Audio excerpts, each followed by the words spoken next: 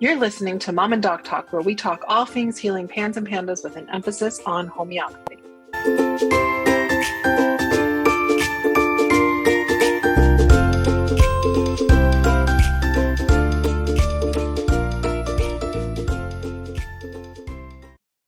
Hi, I'm Jody, the mom. And I'm Dr. Barr, the doc, and welcome to Mom and Doc Talk. We are joined today by a member of our team, Dr. Katie Rowley, and we're going to just chat a little bit about aggravations. And we brought her on specifically because she's got a really great analogy that she does a much better job at conveying than I do that can really help to understand aggravations. So welcome, Dr. Rowley. We're happy to have you joining us today. Thank you. I was going to say, I'm always excited to talk about aggravations, which is like backwards of what almost all pans moms, but I hope this conversation is I know we're always going to hate aggravations, but being all the way through it and really having the opportunity to view aggravations in a different light is now I love aggravations because I understand the importance that they played in Avery's healing journey and how, that was just part of how she healed. And I know that there's so much chatter about the fear of aggravations and how they're so rough and awful, but they're just now I love them. And they're to me, it's just so amazing the part that they played in it. So I love that there's an analogy out there that can help us understand it a little bit better. So I'm glad you're here, Dr. Rowley.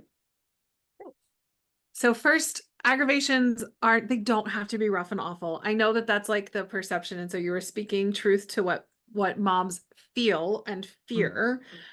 And one, they are not the most common thing that we see. Most common what we see is just people improve without aggravation. And people who are very sensitive have a greater tendency to aggravate. And so we do see more aggravations than is common in the general population in the PANS and PANDAS community and in other chronic complex illness communities as well, where there's just like a lot of more heightened sensitivity to everything. And so we want to make sure we do talk about them really clearly to understand what they are, how to navigate them, because there are strategies that can be taken to minimize the impact. So even if you do have a really bad one, it's not necessarily going to be like the worst thing in the whole world. There are ways that we can navigate that, and the benefits of it as well. So I don't know about you, Dr. Rowley, but for me, it really helped to understand what was happening in the body when we talk about primary and secondary action, and really understanding that's in many ways how homeopathy works, is by giving the primary action and the secondary action, which is the body's healing response. Do you want me to chat about that, or do you want to share like your framework for the primary and secondary action? I don't care who talks about it. I'm just so glad that we're going to talk about it, because that was something I meant to ask you before we started and I forgot, because that's something that you almost never hear homeopaths talk about. And it's the most key and vital thing to understand about homeopathy. So I'll let you take it away and then I'll fill in anything I feel like fill in. But I think it's so I mean, it's so important to me. It like makes something that seems so nebulous. Like so many people talk about homeopathy as if it's like magic, and it's not magic. It is just a scientific response and like a physiological response that we have in our body and that we see routinely again and again and again, right? So everything that we take into our bodies, every food we eat, every herb we take, every nutrient we take, every medication we take, anything has both a primary action and a secondary action. So everything has an impact on the body. The first thing that happens is what we call the primary action. The secondary action is really truly the body pushing back against that primary action to try and restore homeostasis. So the best example that people usually can relate to is caffeine. So the primary action of caffeine is to be stimulating, to get you, like, your heart rate might go up, you might feel warmer, you feel really alert and attentive, very awake, might be irritable. There could be some diarrhea associated with it. The secondary action is the opposite. It's the equal and opposite reaction. So it's where we feel like what we call the caffeine crash, right? So several hours after the caffeine has sort of worn out of the body, we feel worse, usually more tired than we felt before we had the caffeine in the first place. And so we feel that it's the body trying to restore the homeostasis from that external force that we put in it and pushing back against it. And so with homeopathy, we're trying to get a minimal amount of the primary action, just enough to provoke that secondary healing response. And the reason this comes in, and it's related to aggravations, is because with homeopathy, in order to get a healing response that is the opposite of what somebody is experiencing, we have to give them something that will have a similar effect in the body to what they are experiencing in an unhealthy state. So if somebody on their own is feeling like in a more manic state where they have insomnia, they're very, goal oriented, driven to work, talkative, like really energetic, lots of like joyful, whatever. We want to provoke in them as a healing response is the opposite of that. So in order to get that secondary healing response, we would give a small amount of potentially coffee. In the what we call like a potentized dose, and some people will call it like a homeopathic dose. Homeopathy is about how it's recommended, not about the dose. So we would give them a very small, very dilute dose, just enough to provoke that secondary healing response. And the goal is to do it in a small enough dose that we don't have any of that primary action that we see. But in the super sensitive people, we get a little bit of that primary action. And that's what we call a therapeutic aggravation. And we call it a therapeutic aggravation because basically we're getting a little bit of some of the primary action of this medicine that looks very similar to the symptoms that you're experiencing. It sort of adds in together and makes it look like it's a little bit worse, like a little bit worsening of the existing symptoms. And it's again, it's just the people who are really sensitive to this, even the smallest doses will sometimes get a little bit of that before they get that secondary body-directed healing response. Anything you want to add to that, Dr. Rowley? I usually explain it to people that when we give a remedy in homeopathy, the only thing that any remedy does ever is act as a stimulus to the body, right? To elicit that secondary healing response. If we give it in a dose that's just a little bit too much, you're going to feel that primary action. You're going to feel that aggravation. You're going to feel the stimulus. And then what we're looking for is what happens after, and it's the body pushing back against that, and you get the healing response that comes after. So it's different words to say the same thing. Yeah. And we did an episode 39, that is about all of the different possible responses to remedies. So you might want to check that out if what we're saying doesn't quite make sense. Maybe we covered it a little bit differently in a way that will connect with you a little bit more. Jody, I'm going to pause and look over to you for the mom side of things. Is there anything that we can clarify or anything that like really relates to you with what we were sharing? Because I know that this, like, I didn't start talking about primary and secondary action until well after you guys had gotten to the point of like, you're just like, okay, this is what happens with homeopathy. I think that my way that I understand what you guys just said, hold on, let me go backwards. Sitting in the place where I am now, where I've seen a whole lot of aggravations and I know what that looks like long term, what I hear is in the aggravation, it's not necessarily the first thing that happens. It's the second thing that as moms, it would be beneficial for us to be focusing on. The better that comes after the little bit worse.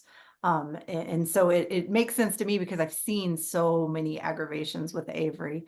But it's that second thing that we're wanting to like really hone in on.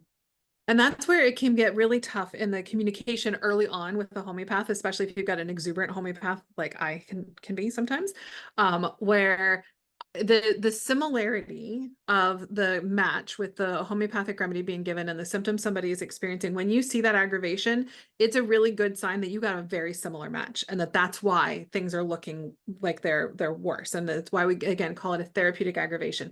And so an enthusiastic homeopath like myself will sometimes be very excited about the initial therapeutic aggravation. And that can be so frustrating to a parent who is still learning that this is actually a generally, not always, nothing in anything in life is absolute, right? But most of the time, this is a very good sign that we're likely to see a good healing response as a result.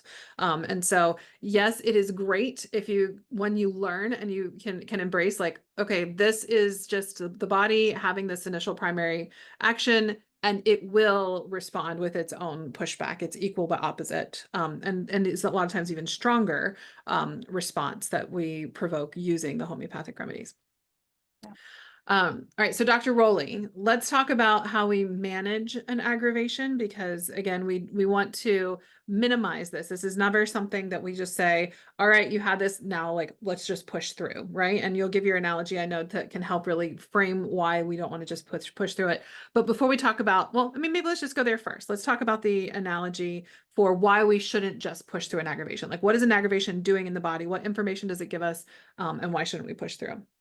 Okay, so first, I always have to give the disclaimer that I didn't come up with this analogy. It's not an original Dr. Rowley analogy. I took this analogy from our mentor, who taught he taught most of the classes that we took in homeopathy in school, and then I modified it a little bit and made it my own. So just I don't want to steal anyone else's work, but so if you think of the body, I guess, or your response that you're having as a snow globe, right? So I call it the snow globe analogy. And so the dose of the remedy that you take is like shaking the snow globe. And the symptoms that the person is having is all the little snow inside the snow globe, right? So if we can think about if the snow is all stirred up and it's like up in the gel of the snow globe, and it's we'll say it's like a house figurine in the snow globe. If there's a bunch of snow on the roof and stuff, that's all the active symptoms that you're having, right, in the case. And so the goal is to get the snow settled and calm and down at the bottom so it's not disturbed at all, right? That's when you're healed or you're in remission, or you're doing good. So the remedy is like a shake to the snow globe. And so if you give a remedy that the person is sensitive to at all, it's going to shake the snow globe. And then the size of the dose is how hard you're shaking the snow globe. So if you're very sensitive and we give a dose that is too strong, it's going to be like a very hard shake of that snow globe. And so everything's going to stir up. It might stir up even more than it already was to begin with. Right. And so once you've shaken the snow globe, what do you have to do? You pretty much just have to wait. So the first thing that you usually do after someone's had an aggravation, the first tactic is to wait and see what happens. You want to wait for that to all settle down, and then you see how much improvement you've gotten. And if it's a positive response, you're going to have more snow settled down after that shake and that aggravation than you had before you shook the snow globe. Right. So does that make sense so far? And then what we're trying to do with the dose is we're trying to find the sweet spot for how strong we need to shake that snow globe. So it matters more in someone who's more sensitive. I am not a sensitive person. And so you could like do a whole dance with the snow globe all over the place, and my snow is not going to be very disturbed. It's just going to settle down a little bit. But more sensitive people, they maybe have like I don't know, less gelatinous substance in there or something. And so it does really all stir up, right? So you only need to give it a little shake. And we are a lot more successful. So this is one of the things that helps, I think, people understand why more doses is not always better in homeopathy. Because if you're sensitive and I shake the snow globe and now it stirred things up a lot, if I keep shaking it every single day, it's going to be impossible or take a lot longer for the snow globe to settle down and us to see that improvement, because we just keep shaking it. Yeah. So this is why we never, ever, ever want to just keep dosing through an aggravation. Well, I guess I can't say never, ever, ever, right? Like it's never, like there's no absolutes in life, period. So on rare occasions, like sometimes you'll need like a second dose to push the body into that space where they can like settle down and get that secondary healing response provoked. So occasionally you will dose through an aggravation, but it would likely be one dose, and it might be adjusted in the amount that's given. So one of the really core principles for homeopathy, we have that meeting that similars, the like cures like, so we have to have the most similar remedy to the symptoms that are being experienced by somebody, and we need to use the minimum effective dose. And this is where the minimum effective dose comes in, is that we want as little of the primary action as possible and as much of the secondary healing response that we can get with as little of the primary action in the body. And so we have to find what is the minimum effective dose for an individual. And so first we pause and we stop to like let things settle down, because we can't figure out what the minimum effective dose is if things are still all chaotic and flying around in the air. So we have to let things settle down, and then we can adjust down. And so we can dilute the dose further. We can take it less frequently. There's a lot of different strategies that can be taken, and working with your homeopath is going to help you find the strategy that's going to work best for you. And it's a matter of, lots of different directions that can be taken. So it's not just about this is the way to do it. It is, these are the options for how it can be done and what is going to work for your family. So you might be somebody who is really in tune with symptoms and can dose a minorly diluted version of the remedy as needed. Or you might be like, I cannot tolerate figuring out as needed dosing. That is just too hard, or it's too confusing. So I need to find the minimum dose that I can give every single day, where it's just part of my routine. And that can take time to figure out what the minimum effective daily dose can be. And it might cause a little bit more aggravations in the process while you're figuring it out, but that's something that can be done too. So it's about meeting you where you're at, what works for you as an individual and your family, and then also what works for the body as it is responding to remedies. I'm going to pause there. Jody, is there anything that you feel like needs to be clarified for moms with what Dr. Rowley and I just shared? No, I don't think so. I think that makes it a whole lot easier to understand like what is actually going on in the body and with the symptoms. So Yeah. no, what a great job. I think the only other thing that I think is important to share, and you can probably speak to this here in a minute, Jody, is that some people are not going to get to the place where they can have no aggravation and still get a healing response. We try as best as we possibly can to get people to the place that they have no aggravation and just have the healing response.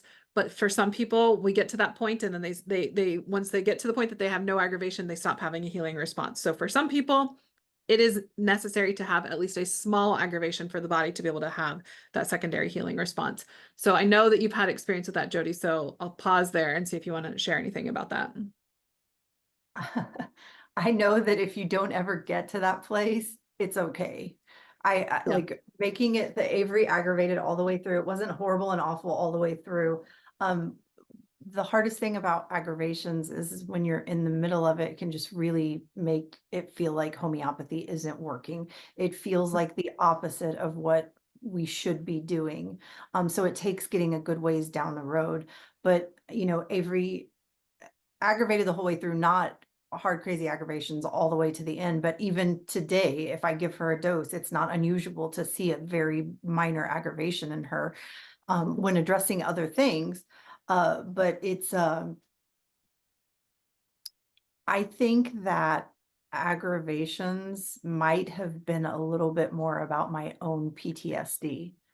Because it was so triggering, and it was triggering every time it happened, and it was like regressions. So I think that's a space that us moms are in where we can't help it. It's gonna be hard, but also at the same time knowing that it's okay. Like what's happening in the body is good and right and expected. Yeah. Can make it a little more comfortable. Yeah. And I think that that's an important thing to note, is that a lot of times aggravations feel worse than they actually are. And not to be like gaslighting at all, because like sometimes they legitimately are hard, but for the most case, they are no worse than the worst flare. They just feel really bad, especially if it's further in the healing process, or like when you're first starting, you're afraid because did I just give something to my kid that's going to make them worse, and you don't know, you're afraid that they're going to be the rare person that doesn't bounce back from an aggravation and have that healing response, and you haven't learned to what the patterns for your kids tend to be. And then later on, as you're continuing to see aggravations, if you are somebody who continues to aggravate throughout, it's hard because you were doing well and then things shifted enough that you needed an adjustment. And then sometimes the adjustment is a little bit harder than things were initially if they have an aggravation. But again, usually very short-lived. Most aggravations happen within 24-ish hours of the dose. and most of them last only a few hours to a few days. Some people do have longer aggravations, but it's not very long or very often that we see really, really, really prolonged aggravations. It's very rare that last more than a few days. All right, so different adjustments that can be made to help reduce the aggravations. It's also the last thing I think is really important to note, and Dr. Rowley, if there's anything else you want to add, chime in here too, but I think it's important to note that someone who starts as an aggravator will not always be an aggravator. Somebody who didn't aggravate at the beginning doesn't necessarily mean that they will never aggravate.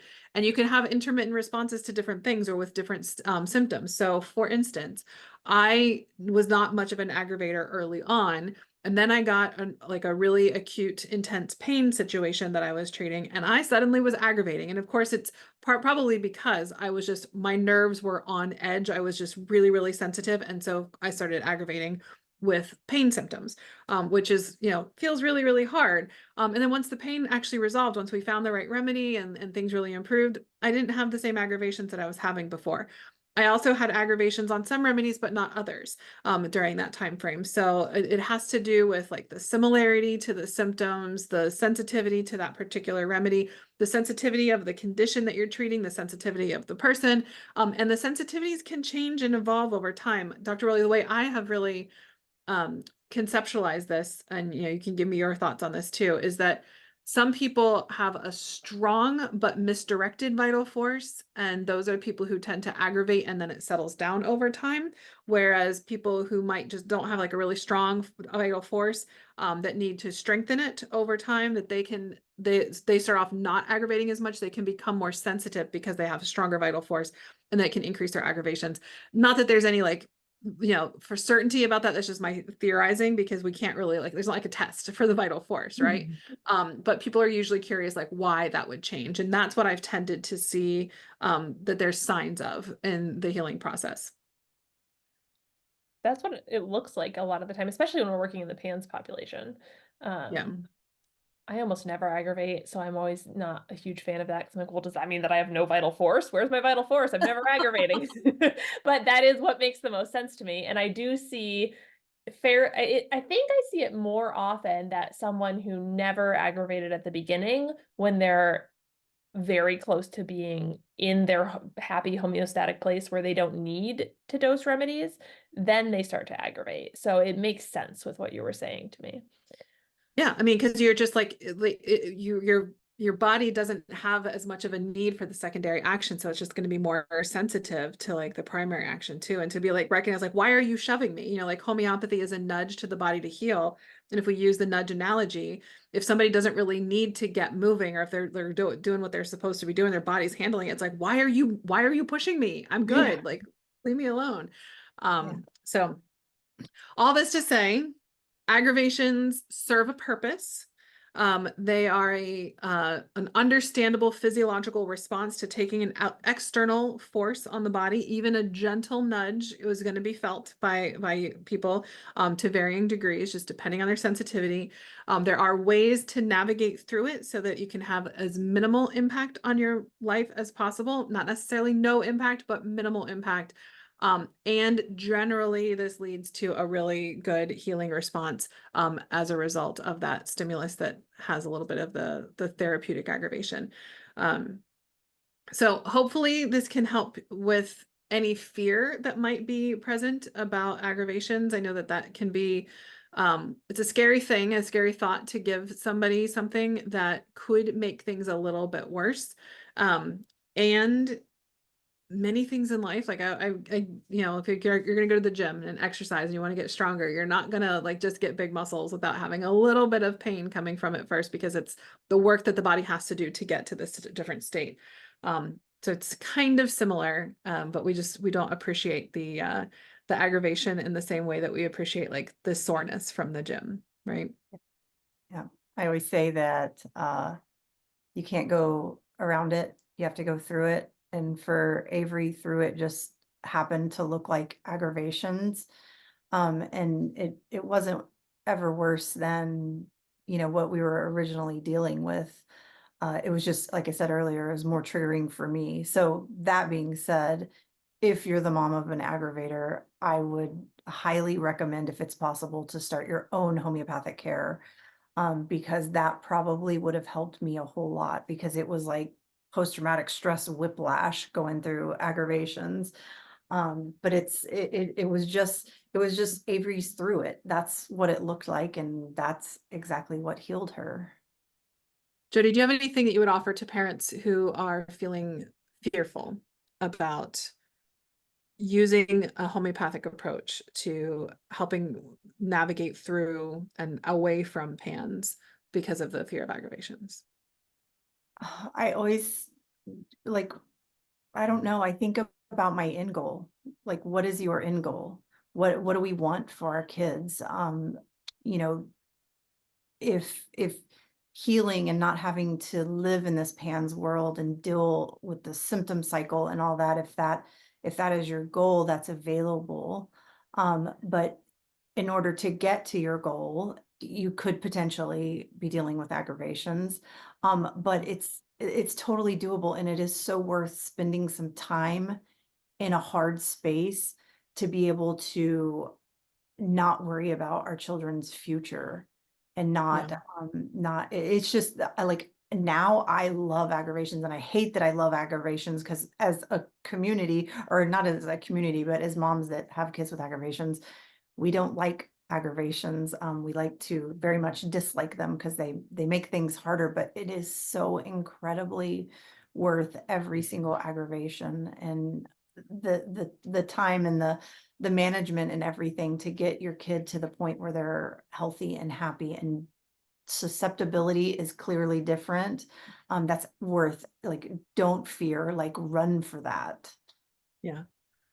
Dr. Rowley, you and I are both mothers of young children, and I always think about, we're worried about aggravations, but we recognize that so many things in parenting and for our children, like, they have to go through harder things to be prepared to handle life moving forward without needing a whole bunch of supports. And I can't help but think that there's some similarities here, that giving the body what it needs so the body can be resilient and push back and fight and be able to bounce back on its own, is similar to, like, letting your kids feel sad sometimes, and helping your kids understand navigating anger and disappointment and the things that are going to come at you in life. So Sometimes the grass is always greener too. Like, it's also really hard if you have a very slow, subtle responder and you're like, nothing ever feels like it's happening until I've been 4 weeks, and then I can look back and I can see the 15% progress that's been made. But in the moment, it feels like nothing's happening. When my daughter aggravates, I'm like, well, something's happening. This is good. All I have to do now is wait, and I'm going to know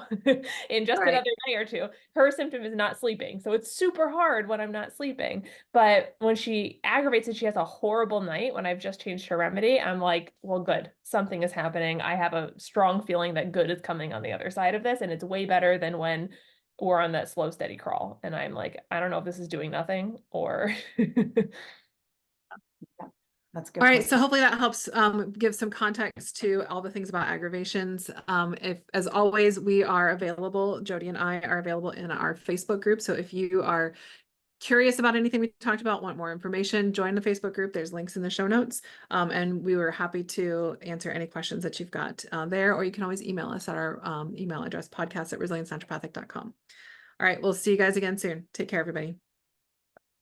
We hope you found this episode helpful, hopeful, and inspiring. We try to get a new episode out every week. You can make sure you don't miss any by following us on Spotify or subscribing to our channel on YouTube. If you want to connect with us more, join our Facebook group, Homeopathy for Pans and Pandas, where we have exclusive weekly videos and answer your questions about, you guessed it, homeopathy for pans and pandas throughout the week. If you are already a member, give us a shout out and let us know what you thought about this episode. If you aren't on Facebook and would like to reach us, you can email us at podcast@resiliencенaturopathic.com.